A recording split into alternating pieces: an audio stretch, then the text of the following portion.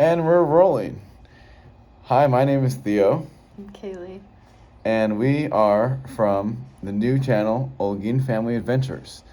Today we are making our first video titled 11 Reasons Why We're Leaving Phoenix to Live in the Country.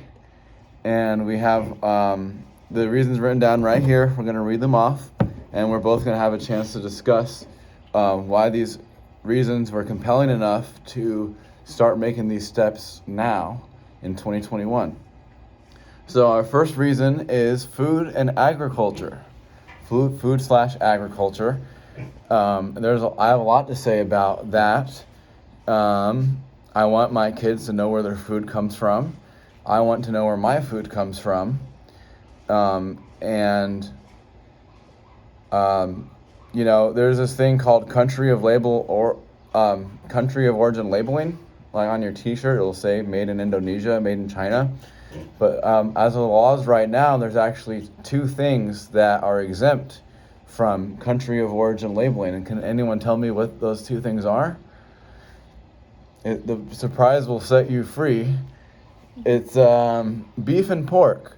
And so I'm not saying that I'm against animals being bred in different countries and being brought here, but if I can have the time to raise my own cattle versus it coming here on a ship, where it can be exposed to so many things and passes through farmers, distributors, processors, butchers, and eventually grocery stores, that's something that, I've been a vegetarian. We both have vegan off and on for many years, but, we are meat eaters, and we want to take food back into our own hands with not doing things artificially and doing right by the animals. And that's one thing. And the agriculture also of growing food and vegetables, different kinds of fruit, vegetables, and crops, has always been a dream of ours. So healthy food and low-cost food and just more control over our food in general. And the rewarding sense of learning about agriculture, I think, is just so romantic to me and so exciting to me.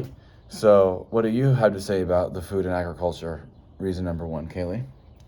Well, for me, I mostly just want to be able to grow my own food.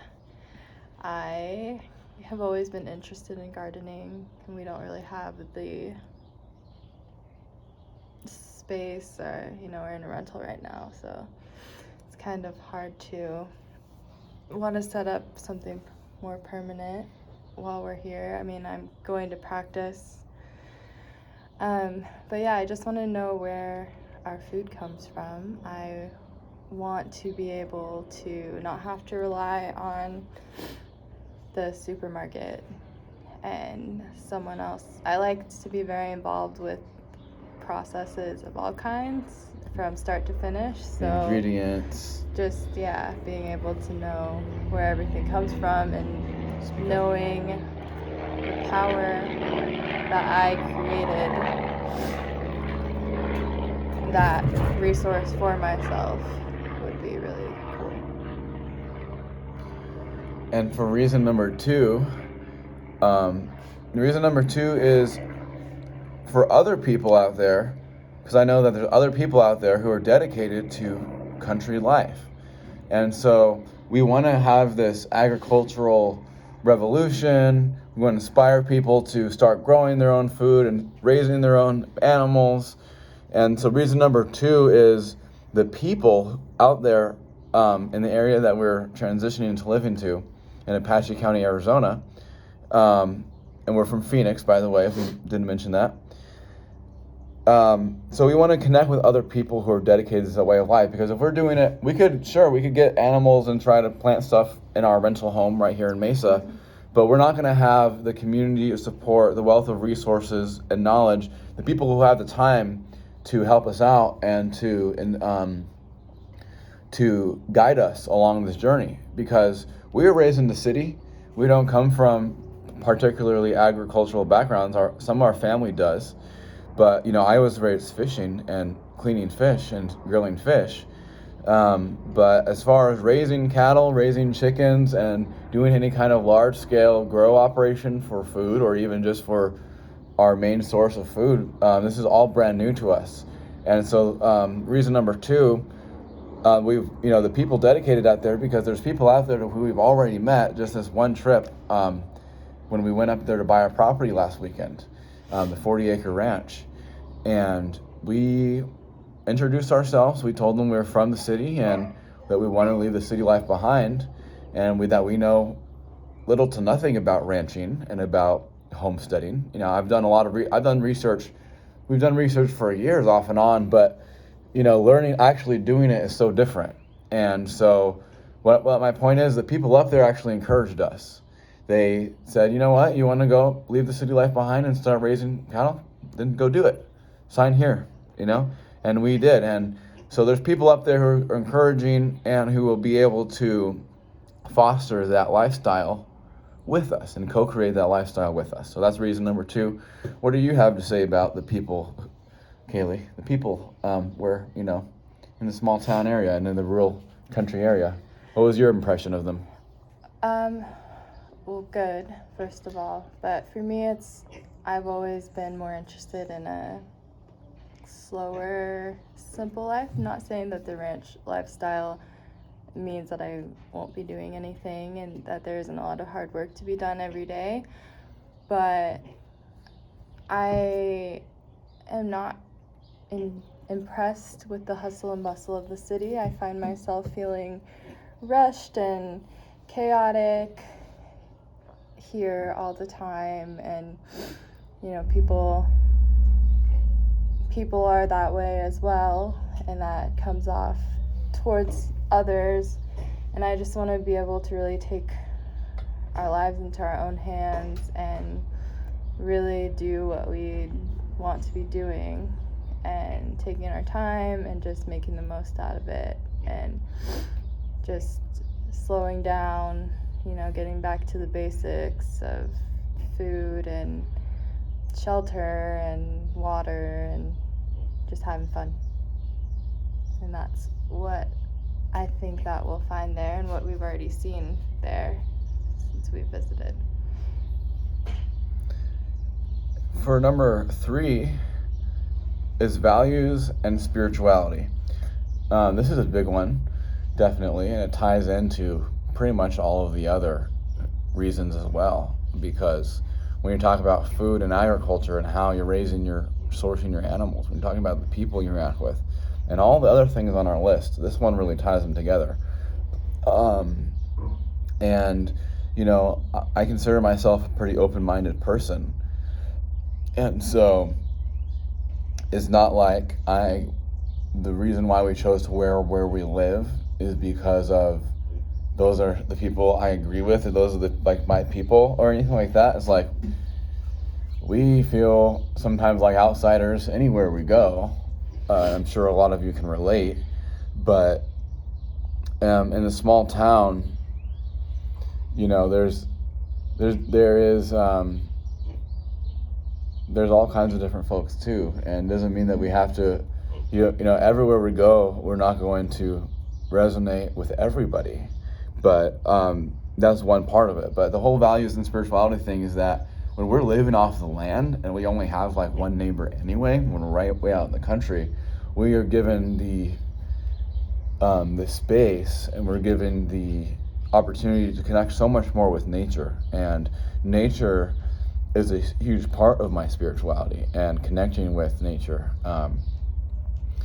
And so the reason why I feel so pulled to leave the city as far as values and spirituality goes is because I feel like in the city, everywhere you go, you are influenced by so many different perspectives, and it's not a bad thing, but I'm at a point in my life, the reason why we're leaving and why I kind of came to this epiphany to where I felt like I'm starting to go crazy if I don't have a property up north, and if I don't start going that way to that slower living that Kaylee was talking about, is because I'm at the point to where I don't want that anymore, where I don't feel the need or desire to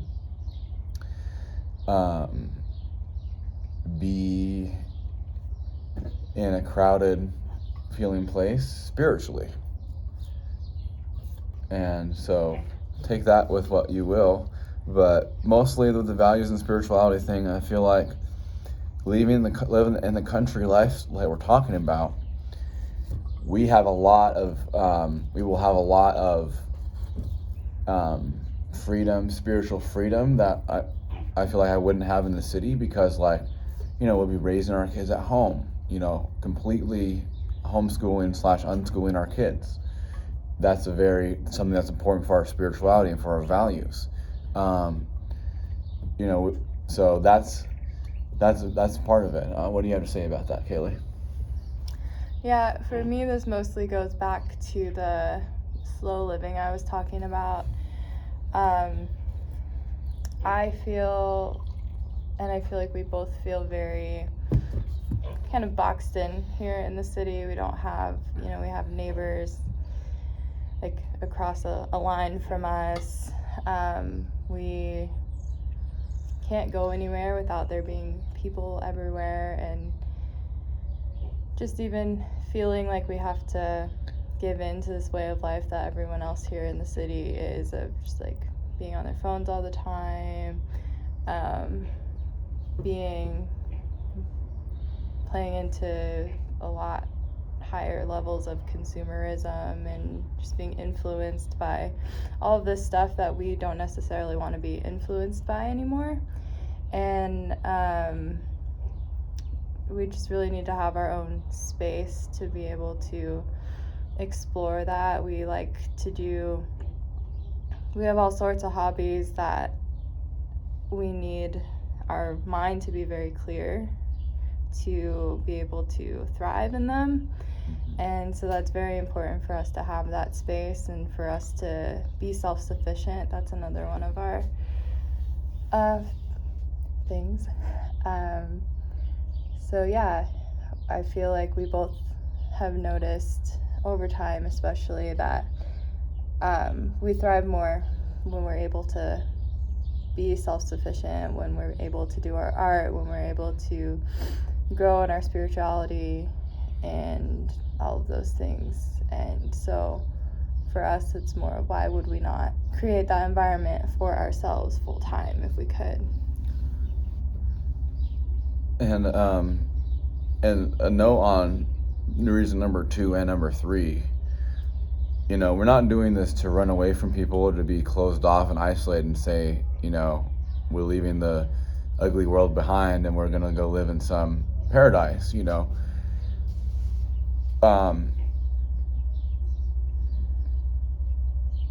So we are wanting to do this to have space, but we also are not going to shut ourselves off from the rest of the world.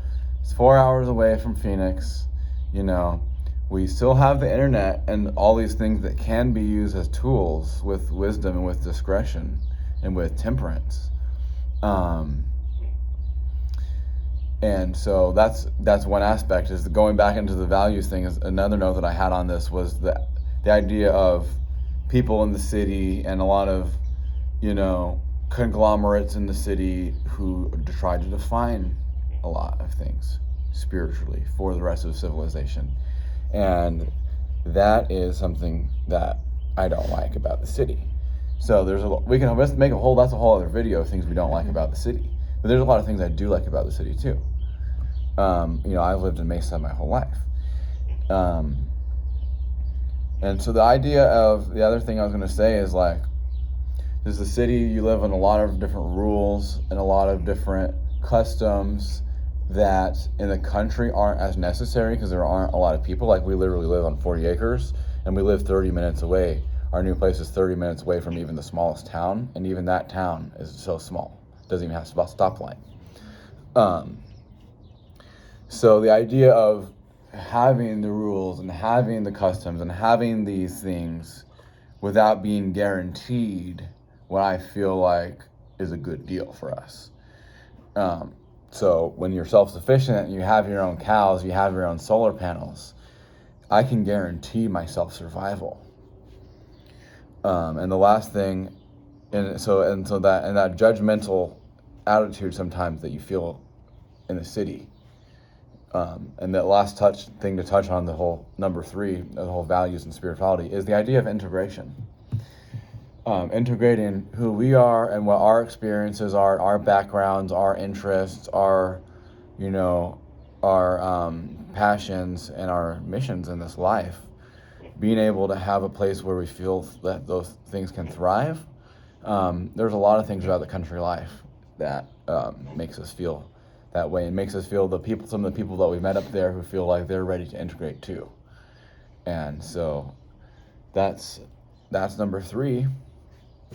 For number 4 is money/investments, and that also ties into the space for the money that we're paying. So the fact that we're able to get so much space for a good price, or for what I see as a good deal for us, and economically, a smart investment for us. That's one of the big talking points here with the money, is that it's going to take a lot of money to start a ranch and to start this lifestyle. And that's why we're transitioning to do it. We still live in the city, and we're going to be living there part-time and doing, building our homestead as we go. And we'll be documenting it all right here. So remember that you can follow us also at Holguin Family Adventures on Instagram. But for the whole money thing is that, the cost of raising meat and stuff like that is pricey, and it's very time consuming. And the whole country lifestyle is very time consuming. But, you also have, I would be doing the things that people in the city are doing anyway, like eating, sleeping, going to the bathroom, working, doing something, and eventually spending time with your family and your friends and doing the things that you love. I would be doing the same thing in the country, but instead of working my butt off just to squeeze in the time and things I love to pay bills and stuff like that, the prices that you can get for land for in the country, and the prices you can build your own house for and have your own, your own self-sufficient way of living up there, really rural up there, eventually it pays off. So we're making a lot of videos about the money aspect of this, but that's what I have to say about the space that we're getting for the money. And in general, this is land that if I die, my wife will automatically get. If she dies, I will automatically get. And eventually, when we have children, they will have this land, and they will be, blessed with that inheritance. And so it's a good financial investment. And if you're thinking about buying land, that's something that we're making videos about that too. So we do have experience in real estate investing. And so if you're looking for a piece of land, a homesteading land, especially in Arizona, that's something that we can talk about helping you out with. So what do you have to say about number 4, Kaylee, money, investments, and space? I would say, I think you covered most of it.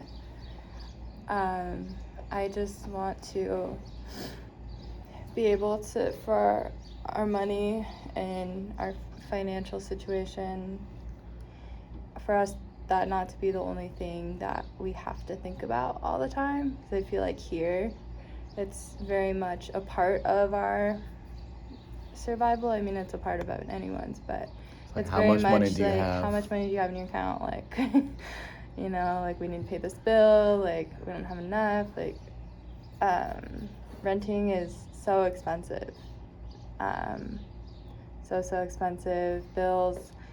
And I feel like if we do it ourselves, build our own home, like, of course there's going to still be costs associated with that, costs associated with running a ranch, and there's always going to be costs involved, but I feel like for us it'll feel more fair. What do you have at the end of the day? Yeah. What is the wealth that you have? Do you have the time, and do you have the good quality stuff, meats and vegetables, and do you have and you be able to do that with your family instead of being away all day at work? Our house, which I love our house that we're renting right now, but it's not, at the end of the day, it's not really worth it because we pay so much for it, and we're not paying to own it. We don't have any equity in it.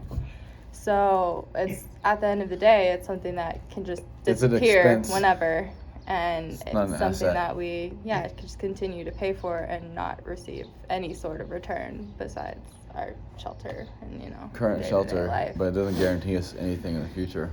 Yeah, and that's something that's really important for us to feel like the money, our finances are being used for something that's actually benefiting us. And if we can do that, if we can build our own home, and I feel like the expenses will be feel a lot more worth it.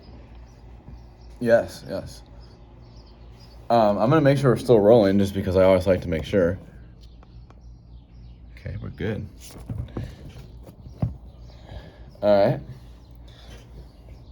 Number 5 is the family life. It ties into the family life that has always been in our dreams.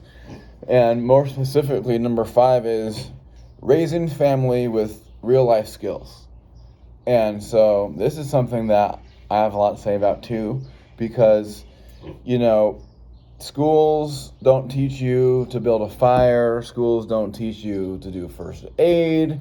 Schools don't teach you how to do, how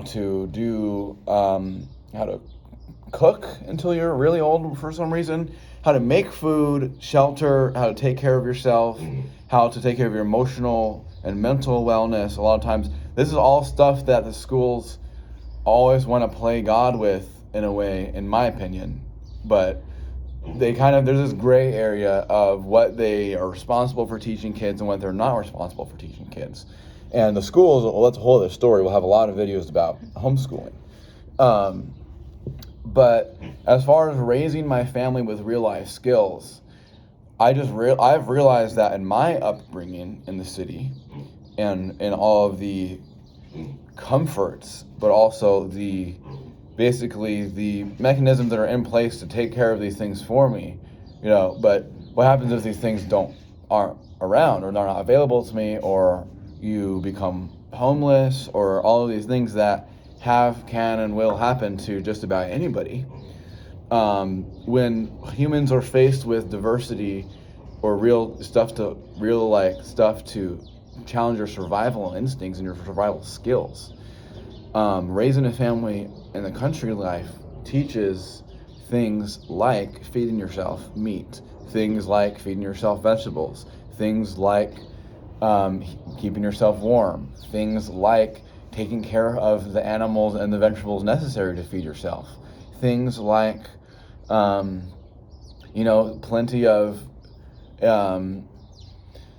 of agricultural and also tangible things like building a house, building a barn, fencing,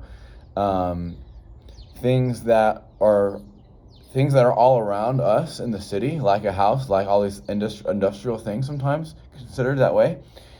That, to me, those are some of the things. And also knowing how to have a conversation too, because, in the country, we have internet up there, and we'll have everything else that you have here. But when it's just you and your family out there, and you and a smaller community, you feel compelled to talk to the people around you. And so, to me, real life skills that we want in the country, that we want to teach our kids in the country, and which number 5 is about, is not just about all the redneck things like growing meat and all the things and being a cowboy. When you live in the country, you can also teach your kids real life skills like communication, integrity, and how to do honest and hard work, and how to be of service to others, more so. So that's my number 5, raising family with real life skills. What do you got to say about that, Kaylee? Yeah, I mean, I grew up in the city too, with sort of less knowledge or less instruction on life skills, I feel, maybe, than you to a degree. Or I feel like I didn't learn how to do all that much that was very helpful to my everyday life. I don't know a whole lot about surviving outdoors, how to, like, how to skin fish or clean fish. I don't know how to do that. There's just so many things that I feel like I missed out on, and that I'm not able to do, that where now in my adult life I feel like I have to go back and relearn all of these very basic things that I just don't know how to do because I had the comfort of it being easy for me here, or things being already done for me. So yeah, I want our kids to be able to grow up with that knowledge. Okay. Number 6, wellness. So this is another big topic. All of these are big topics. Wellness, mental wellness, physical wellness, spiritual wellness, emotional wellness, quantum wellness, feeling that you're organically connected to the timeline of the sun when it goes down and shit like that.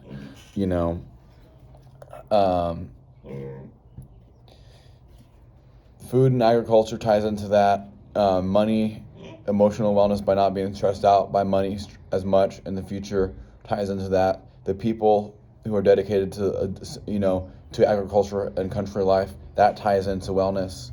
The spirituality and having that we talked about ties into wellness. So wellness, to tell you the truth, me and Kaylee, we should backpedal a little bit and say that we've known each other since 2012, and we met each other in high school when I was a freshman, 15 years old, and she was a junior, 16. No, I was 14 and she was 16.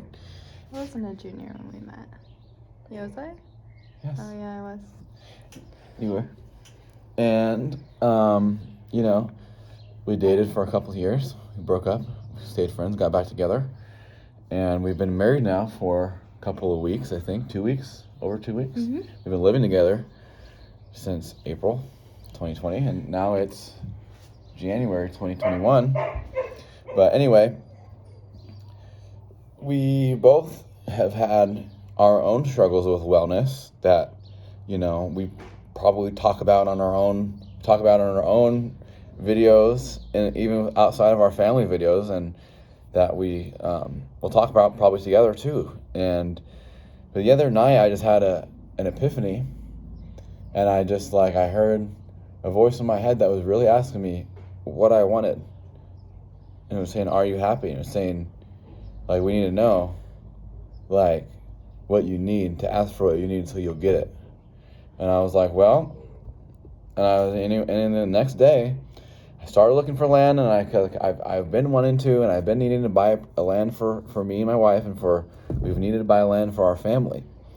And I made a phone call, started talking to a guy for an hour, and I got to know him. He's a really nice guy. A couple days later, we were up there, saw our property, and we bought one. But wellness. And the reason why this voice came to me, and that I came to this epiphany, and this was part of my path, is because there's so many things about our city life that makes me feel sick. That's made me feel sick. And so, having a place to go to out there that call your own, and then we'll drive down here when we want to visit, and we'll drive down here when we have something to do. But for our home base to be country, wellness is a huge part of that. Yeah, definitely. I've already talked about again, slow living, but that's really something that's important for me, and the way that I really feel connected to myself, in that I feel that I'm able to grow. I'm not a super fast-paced person in general, and for me, being able to be mentally well includes slow living, includes being able to have time to do what I like to do, just as, probably for most people. But That's really important for my well-being. Number 7 is hobbies and passions. So we have a lot of hobbies and passions. I like to drive. I like to do off-roading stuff. I like to drive motorcycles. And I like to shoot. I like to hunt and fish. I like to make paintings. I like to write. I like to make sculptures. I like to make music. I like to hike. I like to play sports. I like to do all kinds of different artwork. I like to, I like geology and the minerals and the rocks in my environment that I'm turning into we're going to be turning into all of our, on our locally sourced materials made into handmade art pieces. So all these kind of hobbies and passions are things that we can just wake up every day and do and feel completely enriched in that environment of our hobbies and passions, having the space and having the environment to do that. So there's so many. I have so many. Making these videos are one of our passions, one of our hobbies. And so sharing and documenting, being a filmmaker is one of my biggest hobbies and passions. And so having my drone camera eventually and having all of my stuff out there, having good microphones and having good cameras and having all of that, space and all of that stuff, equipment to do our hobbies, hobbies and passions. We're going to follow our hobbies and passions. So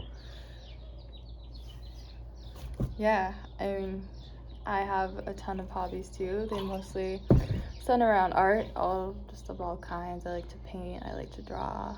I like to play music.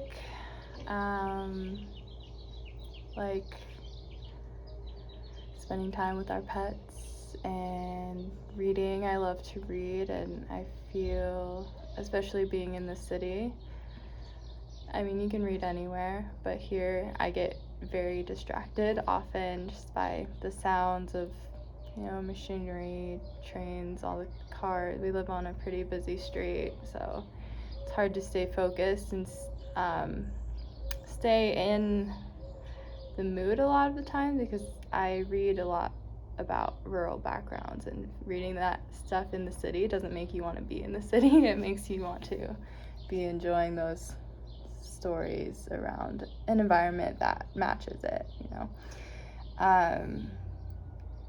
So for us to have a place where we can have the space and time to pursue all of our hobbies, have like our crocheting, workstations set up, skiing, and just all sorts of stuff that we do, to have a space to do those things that we'd feel like, oh, I don't have to drive like an hour away to have this, be able to use these tools that these other people have, and just all the stuff that goes in with, mostly with art, and equipment, and having all of that ourselves and being able to foster those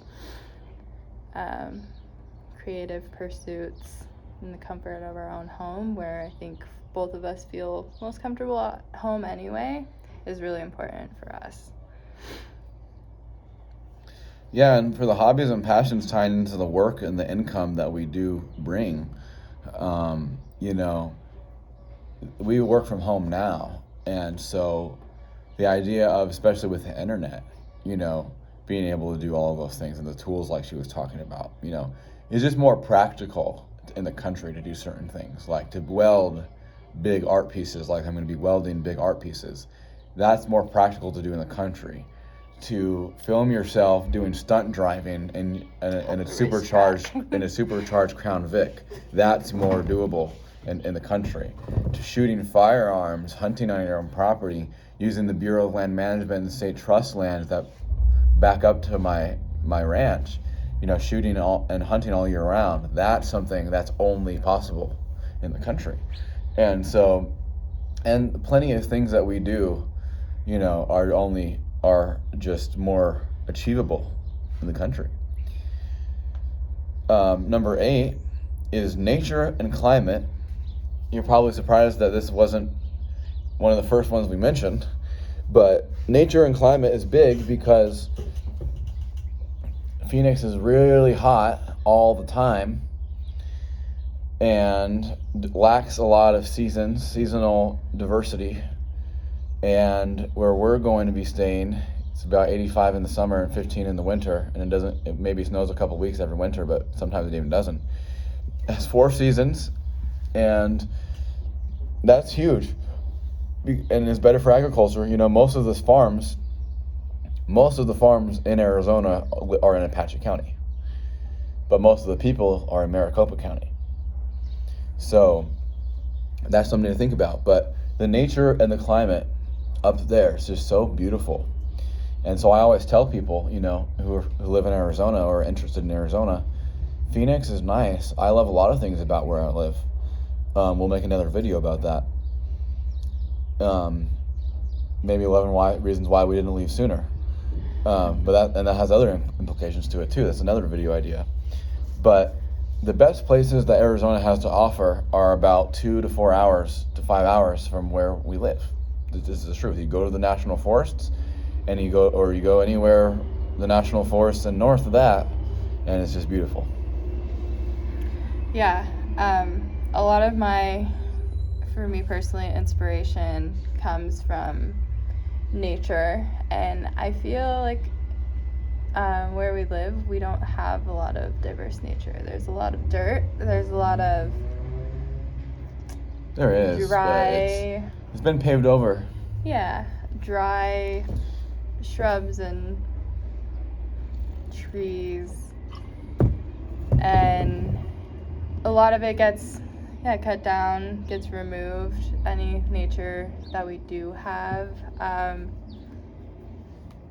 and it's very concentrated on developing here, especially in our area. It's been every patch of land that exists gets built onto, just because we have so many people coming in all the time, and that has a lot of implications, that we're passionate about, like preserving the environment too. Yeah. So it's hard for me to, just the way that I work, hard for me to be inspired by looking at buildings all day, and that's just not the sort of aesthetic, if you will, that I have.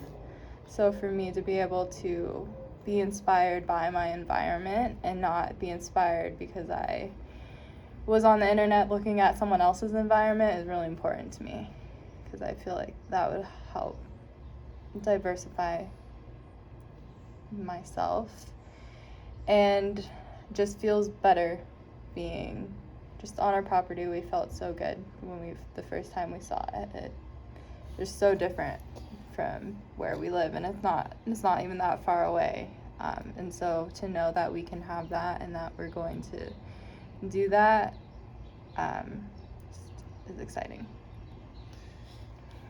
And number 9 is personal healing. This ties into wellness. I put this down for another one, Kaylee, and you'd be free to say, I'm sure you have a lot to say about your own personal healing too. It's like, I said personal healing for number 9 is because, like, me personally, like I said, I was going to take a long break from making videos at all, and it took 4 days off, and I'm back. But I'm back into all of the art that I'm doing, and I'm re-inspired. And but it's a huge part of my own personal healing, because I'm going to talk about the land a little bit, and the land being alive itself and feeding the land. It goes back into number 3, the spirituality thing of honoring the land, of being a true shepherd and steward of the land, and feeding the land. Because I saw the movie Interstellar, and I know that if commercial farmers, and this is a whole other point, keep on using horticulture and only growing one crop for miles and miles, it's going to cause another dust bowl, and it's going to wipe out civilizations of people. And so if people like you and me were to grow our own food, and have like some squash over there, some sweet potatoes over there, some apple tree over there, just like a human being that can't survive off of one ingredient, the earth is the same way. The land is alive, your ground is alive, so you need to feed it diversified stuff. That's the idea of permaculture. So when we talk about agriculture and we are learning more about it, we will be sharing that stuff with you as well. But I had given an extra motivation to buy this land, I will say, because I'm not going to say any names, but there's other people right now in the world making their move. And there are some people, some billionaires who are becoming the largest ranch owners in the country and maybe in the world, and they are straight up saying, they're planning on growing a lot of lab created meats and factory created meats, and they're doing a lot of experiments with animals and a lot of genetic experiments. And I don't think that, and it's already been happening in the meat that we eat at the grocery store, but I know this is the agriculture thing, goes back to agriculture, is that the human civilizations are only as strong as the animals they're raising and eating, and the crops that they're doing the same things with. So there's a little bit of a competition, spirit in me, because I know that there are other farmers who are doing weird things with their food, and they're sending out to people and slapping a USDA sticker on it. And I'm not getting into commercial ranch farming, but I am getting into the filmmaking of me and Kaylee getting a cow, raising a cow, killing a cow, eating the cow. So I hope, in the hopes and in the knowing, that another person will watch that and do the same thing, so their family and their genetic line will be healthy. And so when you're talking about repairing human genetics this is a whole other story, but the fact that in the last couple hundred years, all these whack ingredients are in our food and in our pharmacies, my part in changing that future for humanity is through food.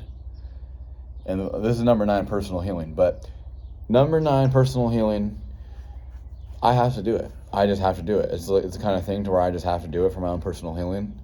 So that's all I have to say about that. Yeah, I'm pretty much at that point too. I mean, you're the one that started all of this, and this is your idea to actually do it right now, but this is something we've always talked about doing to a degree, and I just want something new, and I want something that's ours, and